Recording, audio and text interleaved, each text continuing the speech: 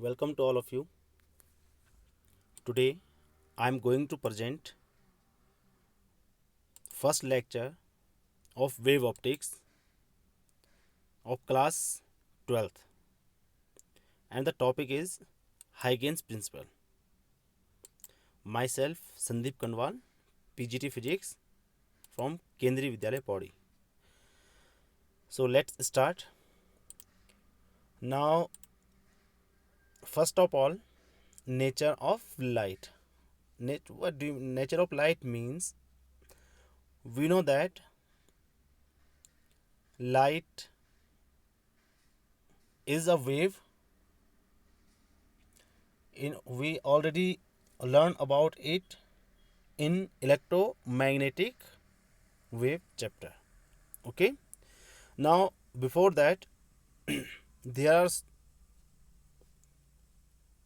some theories about the nature of light. Now the first theory, which given by Newton. Okay, the first theory was given by Newton's.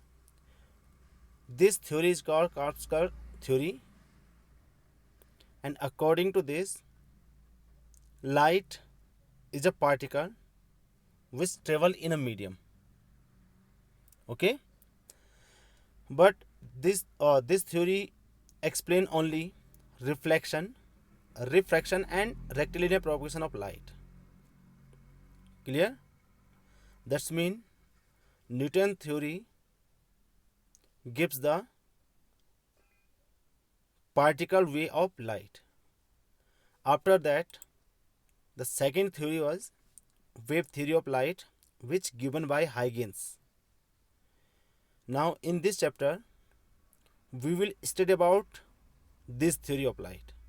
Okay, this theory can explain successfully reflection, refraction, interference, diffraction, and polarization of light.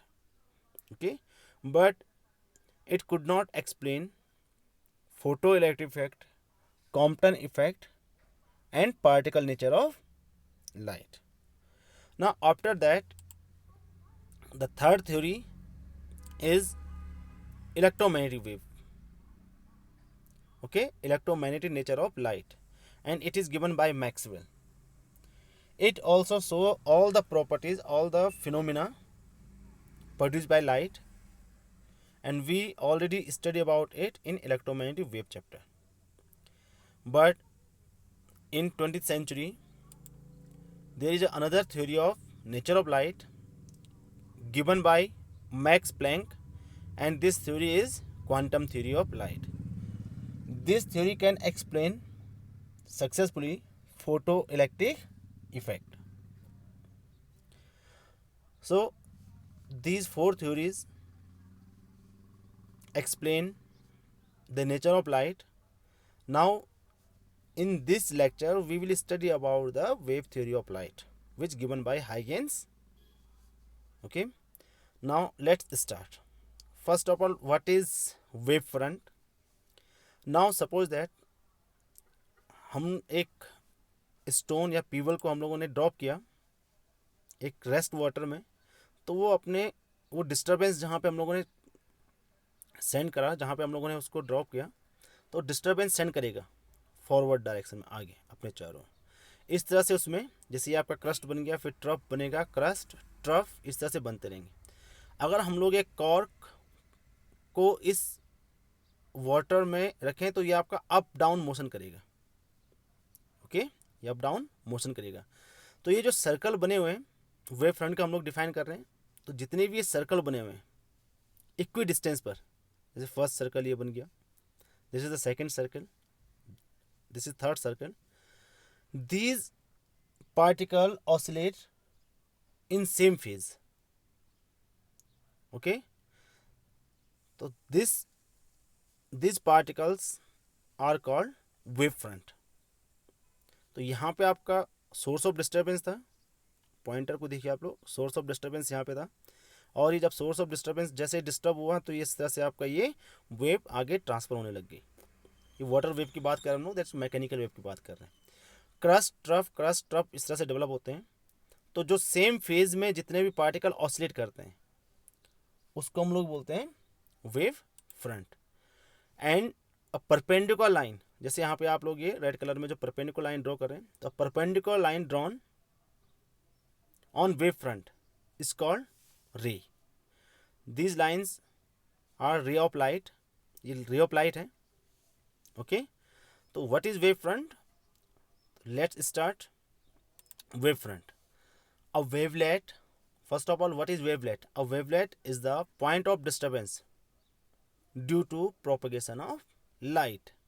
Light आपका propagate हो रहा है आगे, जैसे आप लोगों ने पिछली बार उसमें देखा था कि लाइट आगे प्रोपगेट हो रहा है, तो प्रोपगेशन में जो पॉइंट आ रहे हैं उसको हम लोग वेवलेट बोलते हैं। अब wave front is the locus of point. Okay, जो वेवलेट्स के जो लोकस हैं having the same phase of oscillation, तो जितने भी पार्टिकल्स सेम फेज में ऑसिलेट कर रहे हैं उनको हम लोग वेव फ्रंट बोलते हैं। Okay, these are called wave front. A line perpendicular to a wave front is called a ray. तो आपका कोई भी वेव फ्रंट के परपेंडिकुलर जो लाइन हम लोग ड्रॉ करते हैं उसको हम लोग रे बोलते हैं। टाइप्स ऑफ वेव फ्रंट, तो according to the shape wave front are 3 types. First is spherical wave front. Spherical wave front जैसे अभी आप लोगों ने लास्ट वाटर वेव में देखा था, तो वो स्पेरिकल वेव फ्रंट था। Spherical wave front due to a point source, जब भी आपका सोर्स कैसा होगा, पॉइंट होगा, तो पॉइंट सोर्स आपका वेव फ्रंट। तो यहाँ पे देखना ये सोर्स है, ये पॉइंट सोर्स, ये इसका कॉन्सेंट्रिक सर्कल बना रहे हैं। तो जितने भी पार्टिकल्स, ये आपके पिंक में जो पार्टिकल्स हैं उसके चारों ओर आपका ब्लू कलर में जो लाइन दिख रही है आपकी वेव फ्रंट है। जैसे first wave front, second, third, fourth, fifth, six, इस तरह से। और ये परपेंडिकुलर जो लाइन हम लोगों ने एरो बना रखे हैं, ये एरो क्या है, इसमें रेज है। ओके, नाउ सेकेंड टाइप है cylindrical wave front which produce by linear source. Linear source जैसे आप लोग ट्यूबलाइट को ले सकते हो, तो ट्यूबलाइट आपका जो एक लाइन में होता है उसका आपका, तो इस तरह से आपके ये आपका सिलिंड्रिकल वेव फ्रंट बनता है। And third one is plane wave front. Plane wave front due to a distant source of light. Distant source मतलब बहुत दूर जो आपका, जैसे सन है, तो सन से जो लाइट हम तक पहुंच रही है वो आपका क्या बना रहा है, प्लेन वेव फ्रंट बना रहा है। या स्पेरिकल वेव फ्रंट का एक स्मॉल पार्ट को हम लोग अगर लॉन्ग डिस्टेंस में देखें तो वो आपका क्या होगा, प्लेन वेव फ्रंट होगा। Okay, next is Huygens principle of secondary wavelet. अब मेन आपका जो वेव ऑप्टिक्स है, वेव ऑप्टिक्स में सबसे इंपॉर्टेंट आपका हाइगेंस प्रिंसिपल ही है। Clear, what is Huygens principle? तो Huygens principle, first it has 2 parts. First is each point on a wave front act as a fresh source of disturbance of light. तो जहाँ पर भी हम लोगों ने डिस्टर्ब किया, डिस्टर्बेंस पहुँचा, तो वहाँ पे जितने भी पॉइंट होंगे वो आपके नए वेव फ्रंट की तरह काम करेंगे। एंड सेकेंड क्या होगा, second theory is the new wave front at any time later is obtained by taking the forward envelope of the all secondary wavelets at that time. That's mean पहला वाला तो क्या बता रहा है, पहला वाला तो बता रहा है कि किस तरह से डिस्टर्बेंस आगे पहुंचता है। ठीक है, जैसे हम लोग कंस्ट्रक्शन देख लेते हैं यहाँ पर। पहले वाला तो बता रहा है, पहला जो थ्योरी है वो ये बता रहा है कि डिस्टर्बेंस किस तरह से पहुंच रहा है। तो यहाँ पर देखना, ये आपका सोर्स ऑफ डिस्टर्बेंस है, that's mean source of light है। ये अपने ऑल पॉसिबल डायरेक्शन में आपका डिस्टर्बेंस को सेंड कर रहा है। अब इसके जो ये पॉइंट है, ये सारे के सारे पॉइंट्स आपके क्या हैं, that is called primary wave front. जैसे ही डिस्टर्बेंस यहाँ पे पहुँचा तो ये पार्टिकल अपने टू एंड फ्रो मोशन करना शुरू कर देंगे। जब ये टू एंड फ्रो मोशन शुरू करेंगे तो वो आपका सोर्स ऑफ सेकेंडरी वेवलेट्स हो जाएगा। अब नेक्स्ट वेव कहाँ पे प्रोड्यूस होगा, दैट्स मीन हमने कहा कि सोर्स ऑफ डिस्टर्बेंस, तो सेकेंडरी वेवलेट्स की पोजीशन कहाँ पर होगी, तो वो क्या करेंगे, हम लोग जितने भी ये पॉइंट है इनका जो ये आप लोग देख रहे होंगे, ठीक है, तो इनका जो लोकस है इनको सेंटर लेंगे। जिस पर्टिकुलर टाइम पर आप लोगों को पोजीशन चाहिए वो टाइम लेंगे, और लाइट आपका सी, जो आपका स्पीड है उसका सी है, तो डिस्टेंस सी इंटू टी का हम लोग रेडियस का एक सर्कल ड्रॉ कर लेंगे इन सभी पॉइंट से। उन सभी सर्कल के जो एनवलप होगा, ये एनवलप बना दिया हम लोग tangent, this tangent will be the position of secondary wavelet, envelope जो हम लोगों ने बना दिया। तो ये पोजीशन फाइंड करने के लिए आ गया। क्लियर? यही डिस्टर्बेंस आपका न्यू वेव फ्रंट हो गया, ये बाहर वाला, ये पुराना वेव फ्रंट था।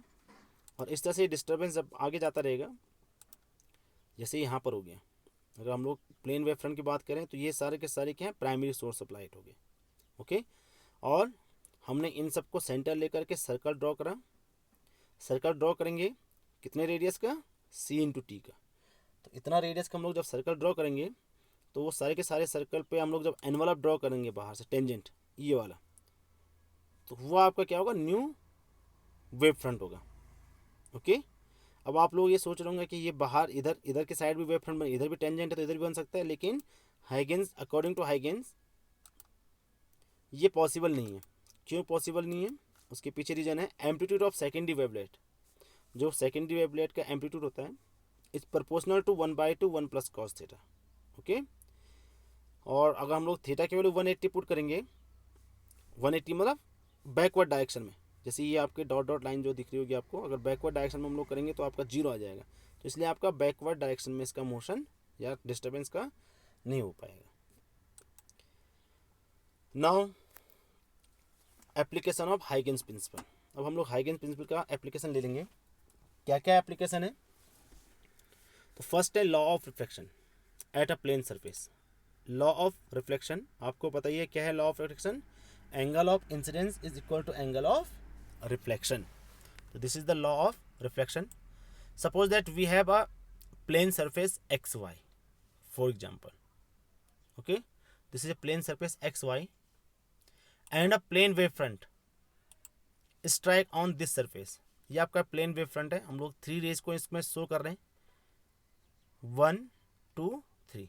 These 3 rays strike on this reflecting surface xy. Okay, now when this ray reach at point A, at the same time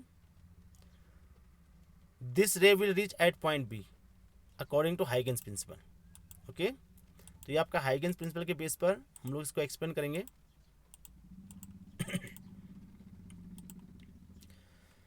तो ये हमको प्रूव करना है। तो ए पर आपका हो गया। अब according to Huygens principle all points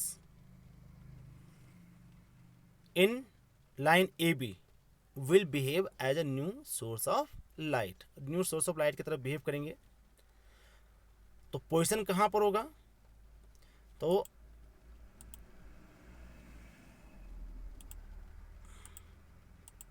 what is the position of new wave front?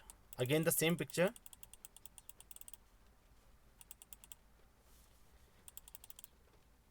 Now suppose that when B reach at point C, जब आपका B C पे पहुंच रहा है, ओके, मतलब टाइम आपका सपोज को T टाइम में B से जो डिस्टर्बेंस है वो C तक पहुंच रहा है। ऑलरेडी A पे तो पहले ही पहुंच चुका है disturbance.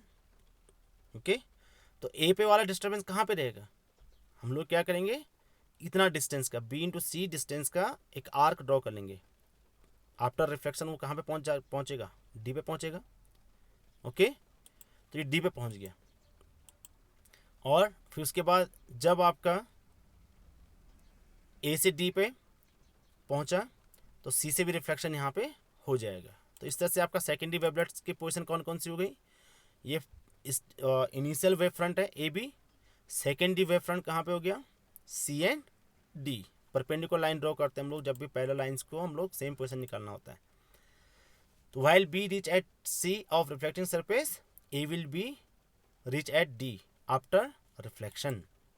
That's mean if T is the time taken by ray from B to C which is equal to from A to D, उतना ही डिस्टेंस होगा। तो आप इन दो ट्रायंगल में देखिए, ये दो ट्रायंगल है, therefore B C equal to A C, B C और ए डी आपस में करेंगे जो आपका सी इंटू टी हो जाएगा।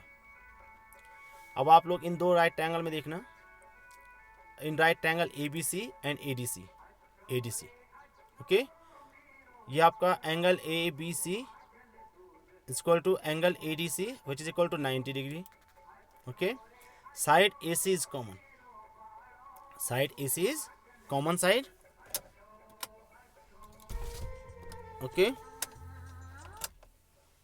Side AC is common side. Therefore, triangle ABC and triangle ADC are congruent. ये triangle congruent हो जाएंगे. क्यों होंगे congruent? एक एंगल यहाँ पे सेम है और दो साइड इसमें सेम है. कौन कौन सी साइड सेम है? BC साइड और AD साइड सेम है और एक साइड AC कॉमन है. तो अगर ये एंगल इक्वल होंगे तो एंगल I इक्वल टू क्या हो जाएगा आपका? Angle R. This is the proof of reflection of light. Now the second application is law of refraction at a plane surface on Huygens principle. तो law of refraction क्या है? Sine I upon sine R is equal to constant. Suppose that we have a refracting surface XY which separate two medium, rear medium and denser medium. Suppose that in rear medium speed of light is C and in denser medium speed of light is V. Now a plane wave front strike on this surface. When this plane wave front reach at point A on refracting surface, the third ray will reach at point B. Okay. Now what is the position of new wave front? Again we will take A and B as a center and will draw an arc equal to the radius speed into time. Okay. तो B पे आपका, क्योंकि B पे पहले medium है तो B पे कितना डिस्टेंस कवर करेगा? C into T. ओके. तो वहाँ के आर्क हम लोगों ने इतना डिस्टेंस का आर्क हम लोगों ने ड्रॉ कर दिया तो यहाँ पे आपका आएगा. ए पॉइंट पे कितना होगा? ए पॉइंट पे आपका हो जाएगा, ए पॉइंट पे आपका होगा V इंटू टी का आर्क. यहाँ से परपेंडिकुलर ड्रॉ करा. अब यहाँ पर if T be the time taken by light to go from B to C और A to D, then C speed of light in rear medium, V speed of light in denser medium, in right triangle ABC. Now C in right triangle ABC, we will take sin I. Sin I, what is sin I? BC upon AC, and BC upon AC is C into T upon AC. Now again in right triangle CDA, this is right triangle CDA. Sin R is equal to AD upon AC, which is equal to V into T upon AC. From first and second, first upon second, then sin I upon sin R is equal to C upon V, which is equal to mu. This is Snell's law, which can be easily proved by Huygens principle. Now there is another application. Behavior of plane wave front in a concave mirror, convex and concave lens and prism. तो simply आपका कैसे behave करता है? Concave mirror है, plane wave front strike होगा इस corner पे आपका और ये सेंटर वाले में. अगेन इन तीनों पॉइंट पे अगर हम लोग सेंटर लेकर के सर्कल ड्रॉ करेंगे और उस पर एक एनवलप ड्रॉ करेंगे तो आपका कैसे हो जाएगा? वो कन्वर्जिंग हो जाएगा. ठीक है. ऐसे ही अगर हम लोग कॉन्वेक्स मिरर की बात करें तो मिरर में आपका ये पॉइंट, क्योंकि यहाँ पर इस तरह से अगर हम लोग सर्कल वही सेम डिस्टेंस का सर्कल आप लोगों ने ड्रॉ करना है तो क्या होगा? वो आपका डाइवर्जिंग हो जाएगा. Okay. Now in convex lens same behaviour as a concave mirror. इस तरह से ये प्लेन वेव फ्रंट यहाँ पे पहुँचा.